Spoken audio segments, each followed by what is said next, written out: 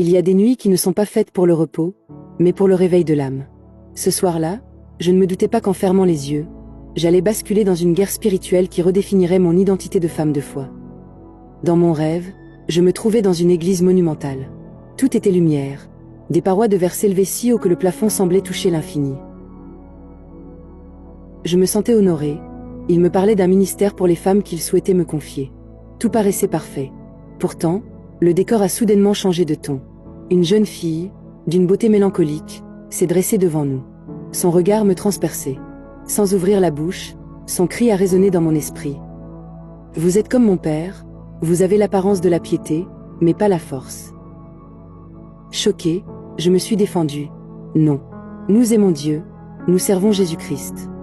Mais elle s'était déjà évaporée, laissant derrière elle un silence glacial.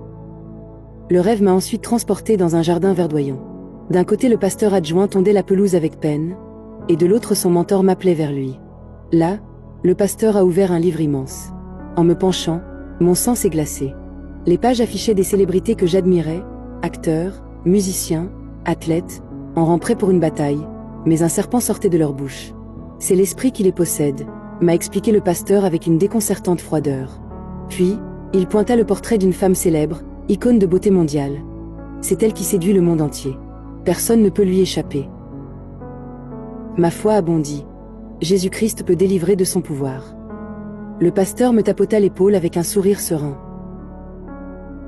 C'est à ce moment que la jeune fille est réapparue. Ses yeux tristes m'ont à nouveau délivré le même message, comme une sentence.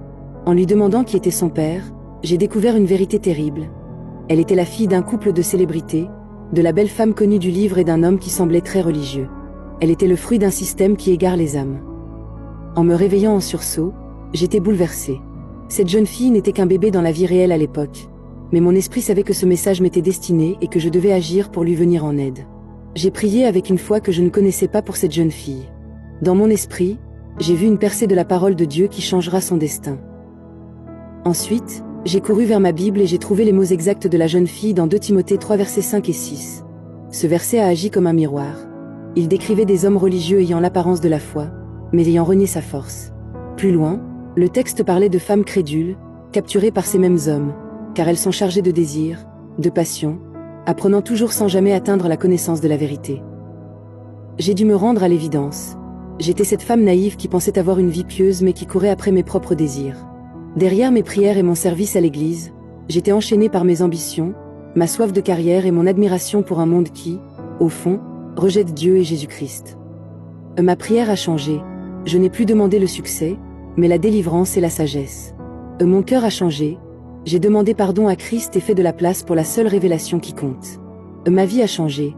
J'ai découvert que le véritable amour ne se trouve pas dans une relation de couple parfaitement instagrammable, mais dans une rencontre radicale avec Jésus-Christ. C'est ce jour-là que je ne voulais plus seulement paraître pieuse. Je désirais plus que toute autre chose la force qui transforme, celle de l'Esprit Saint. Et toi, ma sœur? As-tu déjà ressenti ce décalage entre ton apparence spirituelle et ce qui remplit réellement ton cœur chaque jour? Parfois, l'Éternel utilise des chemins étranges pour nous ramener à lui et ce rêve en est un bel exemple. Commente, partie 2, pour la suite de mon témoignage.